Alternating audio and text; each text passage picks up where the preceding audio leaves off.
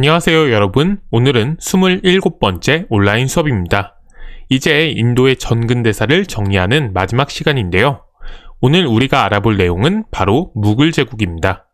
무굴 제국의 등장은 지난 시간에 확인했던 이슬람 세력의 인도 진출과 관련이 있습니다. 무굴 제국을 세운 세력 또한 인도 토착 세력이 아닌 중앙아시아 지역에서 북인도로 진출한 이슬람 세력이었기 때문이죠. 하지만 무굴 제국은 이전의 델리 술탄 왕조와는 달리 인도 전역으로 영토를 확장하며 대제국을 건설하는데요. 여기에 결정적인 역할을 한 인물이 바로 아크바르 황제와 아우랑제브 황제입니다. 오늘은 이 두 황제의 치세를 중심으로 무굴 제국을 살펴보겠습니다. 여기서 추가로 한 가지만 더 짚고 가자면 이슬람 세력과 인도 토착 세력 간의 공존이 길어지면서 서로 이질적인 두 문화 간의 융합이 나타나기도 하는데요. 이를 통해 출현한 새로운 문화가 어떤 특징을 보여주는지도 이번 시간에 확인해 보도록 하죠. 자, 그럼 우선 무굴 제국의 성립부터 구체적으로 알아봅시다. 무굴 제국은 16세기 초에 아프가니스탄 방면에서 북인도로 진출한 바부르가 세운 나라입니다. 그런데 오늘의 첫 등장인물인 바부르를 알아보기 위해서는 이전에 살펴봤던 티무르 왕조를 기억할 필요가 있는데요. 바부르가 티무르의 후손으로 전해지기 때문입니다. 티무르는 몽골 제국이 붕괴하던 14세기 후반에 칭기즈칸의 계승자를 자처하며 중앙아시아의 요충지인 사마르칸트를 중심으로 활발한 정복전쟁을 펼쳐 중앙아시아와 서아시아 일대의 광활한 영토를 정복합니다. 과거 몽골 제국의 서쪽 절반, 대부분을 차지한 셈이죠. 하지만 그가 중국의 명나라를 치기 위해 떠난 원정길에 사망하자 티무르 왕조는 금세 분열을 거듭하고 맙니다.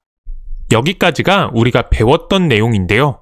바부르는 이 티무르의 5대손으로 티무르 왕조의 수도였던 사마르칸트를 찾기 위해 노력했지만 결국 실패하고 맙니다.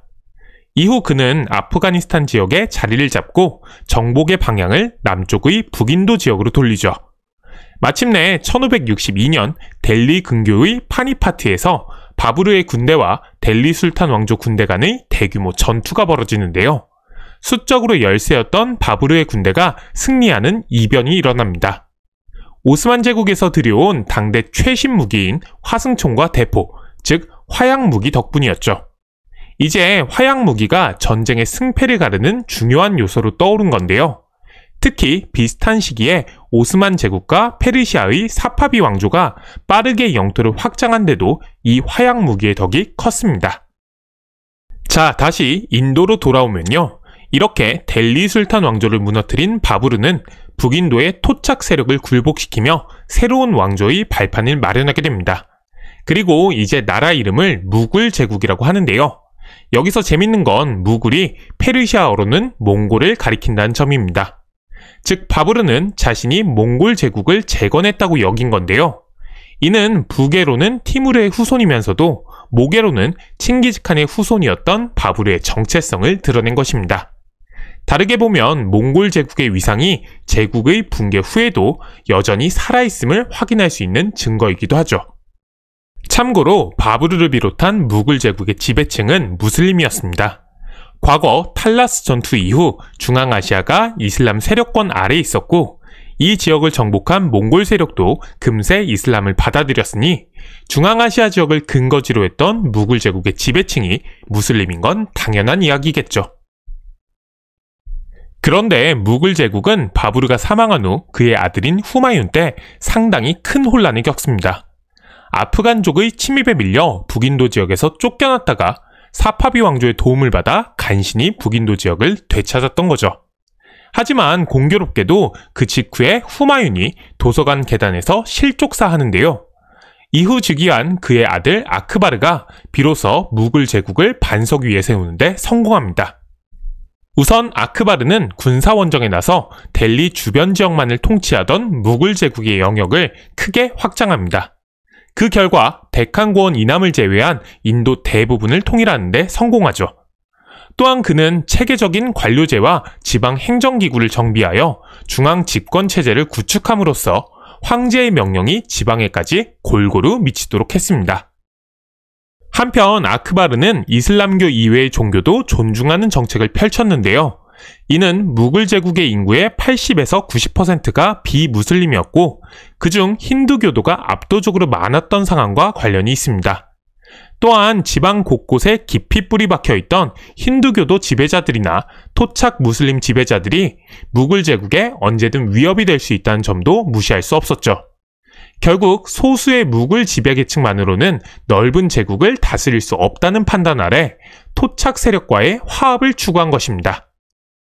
이를 위해 아크바르는 힌두교도에게도 관직을 개방하여 이들을 행정 및 군사 부문에 대거 등용했습니다. 또한 무굴 제국의 끝까지 저항한 라지푸트 지역을 점령한 후에는 라지푸트 공주와 혼인하여 힌두 세력을 포섭하고자 합니다. 이와 더불어 라지푸트의 족장들에게는 관직과 군대를 개방하였고 이들이 무슬림 귀족과 동등한 특권을 누릴 수 있도록 했죠. 이와 더불어 아크바르는 비무슬림에게 부과하던 인두세인 지지아를 폐지하여 종교적 관용을 확대하는 정책을 펼쳤습니다. 이렇게 아크바르 황제 시기에 실시된 중앙 집권화 정책과 관용적인 종교 정책은 이후 무굴 제국이 크게 번영하는 토대가 됩니다. 이렇게 무굴 제국의 번영을 이끈 관용적 종교 정책은 효율적 제국 통치를 위해 필요한 것이기도 했지만 한편으론 아크바르의 개인적 성향과도 관련이 있습니다. 그는 무슬림이었지만 자신의 종교만이 유일하다는 편협한 생각을 버리고 다양한 종교와 사상을 받아들이려는 태도를 보여줬는데요. 특히 종교와 사상에 대한 토론을 즐겼다고 합니다. 이 토론 자리에는 수많은 종교인과 사상가들이 참석했는데요. 수니파 무슬림과 시아파 무슬림은 물론 힌두교의 브라만, 자이나교와 조로아스터교의 승려, 심지어는 가톨릭 선교사와 무신론자까지 참여했다고 합니다.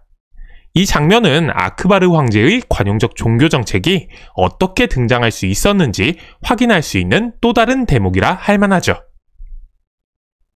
아크바르 황제의 뒤를 이어 자항기르와 샤자한이 황제의 자리에 오릅니다. 이 시기 무굴 제국은 아크바르가 닦은 토대 위에 번영을 누리는데요.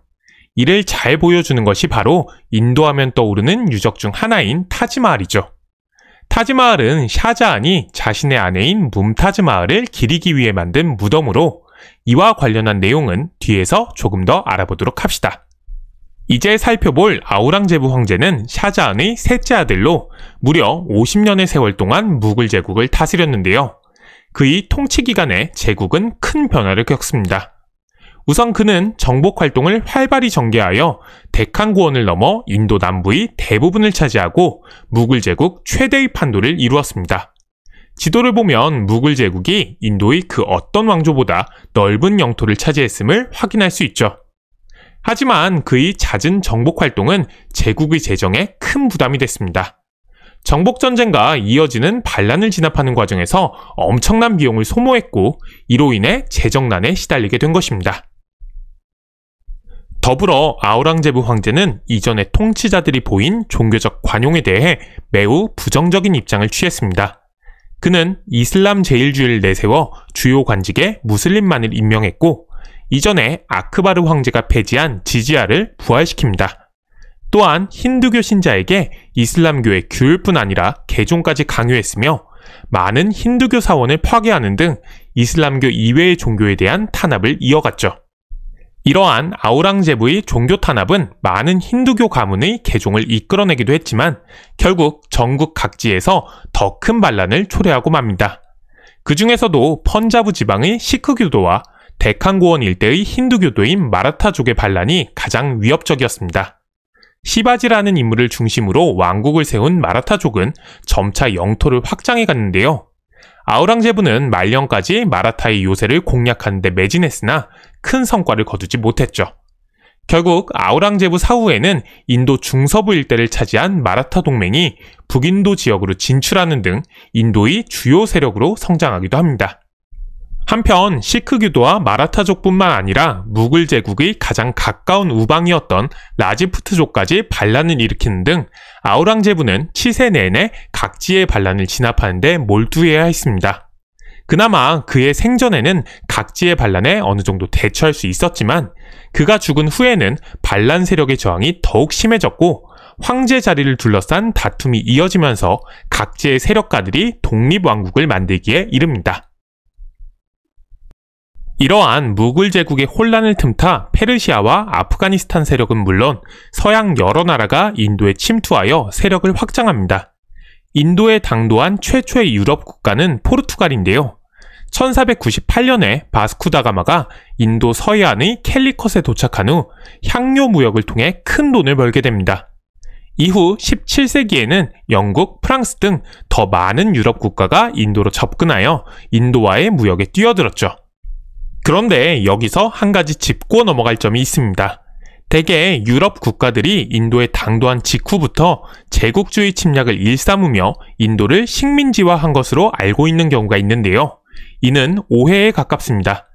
오히려 이 시기의 유럽 국가들은 인도를 중심으로 한 기존의 무역 제재에 끼어들어 향료나 직물 등의 인도산 상품을 유럽으로 수입하는 데 몰두했죠. 그러다 보니 상품의 대금을 지급하는 과정에서 엄청나게 많은 금과 은이 유럽에서 인도로 빠져나갔는데요. 이때까지만 해도 유럽과의 무역에서 인도가 큰 이익을 내고 있었던 겁니다. 하지만 아우랑제부 황제가 죽고 무굴 제국이 혼란에 빠져 수많은 독자 세력이 출현하자 상황이 점차 변하게 됩니다. 유럽 세력들이 이 틈을 파고들어 인도를 좌지우지하는 세력으로 성장한 건데요. 이 당시의 구체적인 상황은 유럽의 제국주의 침략을 다루는 수업 시간에 살펴보도록 하겠습니다. 그럼 이어서 무굴 제국의 경제 상황을 구체적으로 살펴보겠습니다. 무굴 제국은 농업과 상공업이 발달하여 경제적으로 번영했고 내륙에는 시장과 도시가 들어섰으며 해안 지역에서는 무역항이 발달합니다. 특히 직물 생산이 발달해 수출품으로 인기를 끌었으며 상인들은 동남아시아와 서아시아를 연결하는 인도양 무역을 통해 많은 부를 쌓았습니다. 한편 앞서 살펴봤듯 15세기 말에 포르투갈 상인들이 인도양 무역에 진출한 후 네덜란드, 프랑스, 영국 상인들이 잇따라 인도로 진출합니다. 처음엔 향료가 주된 교역품이었지만 이후 각종 직물이 이를 대체했죠. 유럽 상인들은 이슬람 상인이나 인도의 힌두 상인들과 세력을 다투면서 점차 무역의 주도권을 장악했는데요. 이 시기에는 인도 해안 지역의 거점 항구를 장악하고 여기에 무역 기지를 건설하는 수준이었습니다. 앞서도 지적했듯 아직 식민지 지배와 같은 본격적인 제국주의 침략이 발생한 건 아니었죠. 다만 17세기 초에는 영국, 프랑스 등이 동인도 회사를 설립하고 인도의 무역을 독점하도록 하는데요. 이 동인도 회사가 훗날 인도 침략의 선봉에 서게 됩니다. 이제 무굴 제국의 문화적 특징을 살펴보도록 하죠. 델리 술탄 왕조와 무굴 제국의 지배를 거치면서 인도에는 이슬람 문화가 널리 확산합니다. 이를 배경으로 전통적인 인도 문화와 이슬람 문화가 융합된 힌두 이슬람 문화가 발전했죠. 힌두교도와 무슬림은 서로 다른 정체성을 가지긴 했지만 함께 공존한 세월이 짧지 않은 만큼 영향을 주고받으며 독창적인 새로운 문화를 창출해낸 것입니다. 특히나 힌두 이슬람 문화의 특징은 종교나 언어, 예술 등에 잘 나타나 있습니다. 우선 종교에서는 시크교의 발전이 눈에 띕니다. 시크교는 16세기를 전후에 활동한 나나크가 창시한 종교로 힌두교와 이슬람교의 부패와 형식주의에 반대하며 두 종교로부터 장점을 취하고자 했습니다. 구체적으로는 힌두교의 업과 윤회의 개념을 인정하면서도 이슬람교와 마찬가지로 유일한 신 앞에서 모든 인간이 평등함을 강조하며 카스트 차별을 부정했죠. 특히 시크교는 누구나 평등하다는 원칙을 철저히 지키는 것으로 유명해 카스트의 구별 없이 함께 같은 음식을 먹는 공동 무료 식당을 운영하는데요. 시크교의 중심지인 암리차르의 황금사원에서는 여전히 누구에게든 무료로 식사와 잠자리를 제공하고 있습니다. 이러한 독특한 교리를 바탕으로 시크교는 펀자브 지역을 중심으로 크게 성장하는데요. 이후 무굴 제국과 시크교 교단 사이에 갈등이 벌어지며 시크교의 종교 지도자인 구르가 시크교도의 통치자로서의 면모를 갖추게 됩니다. 아우랑제부 황제 시기에 시크교가 대규모 반란을 일으킨 것도 이렇게 시크교가 하나의 세력으로 성장한 것을 토대로 한 것이었죠. 참고로 머리를 싸맨 터번과 덥수룩한 수염으로 인도 사람들을 떠올리는 경우가 많을 텐데요. 사실 이 터번과 수염은 시크교도 남성의 상징이라고 합니다. 이 외에도 시크교 신자를 구분할 수 있는 방법이 많은데요. 궁금하다면 직접 인터넷에 검색해 봅시다. 힌두 이슬람 문화는 종교 외에도 다양한 분야에서 그 모습을 드러냅니다. 델리 술탄 왕조와 무굴 제국 시기를 거치며 인도 고유의 언어에 페르시아어와 아랍어가 더해진 우르드어가 나타났는데요. 무굴 제국의 공식 문서나 외교 용어로는 페르시아어가 사용됐지만 그 밖에 일상생활에서는 이 우르드어가 널리 사용됐습니다. 또한 회화에서는 전통적인 인도 양식과 페르시아의 세밀함과 조화를 이룬 무굴 회화가 발달해 무굴 제국의 화려한 궁정 문화를 소재로 다양한 작품을 남겼죠. 마지막으로 건축에서는 이슬람의 아라베스크 무늬에 인도의 연꽃 무늬나 만자 무늬를 곁들인 새로운 양식이 유행했는데요.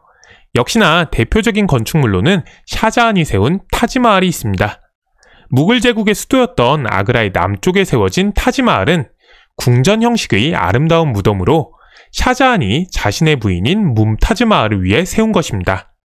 2만 명의 기술자와 노동자를 동원해 22년에 걸쳐 완성된 타지마할은 대리석의 환상이라 불릴 정도로 아름다움의 극치를 보여주는데요.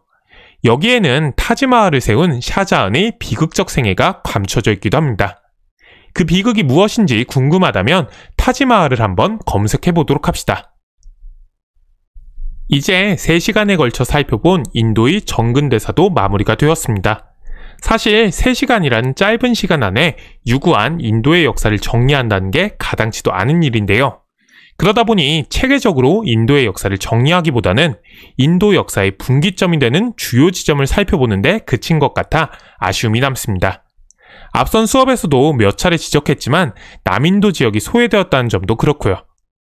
하지만 다소 부실하게 남아 정리한 인도의 역사를 통해 생소하게만 느껴졌을 인도에 대한 각자의 이미지가 조금이나마 그려졌길 바랍니다.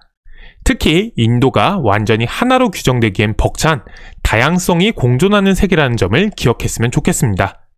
이제 아쉽지만 현대의 인도가 탄생하게 되는 과정은 앞으로 있을 근대 세계사의 변화를 통해 확인해 보는 것으로 하고 다음 시간부터는 유럽과 아메리카 지역의 역사를 살펴보도록 하죠. 자, 그럼 긴 수업 듣느라 고생했고 오늘 수업은 여기까지입니다.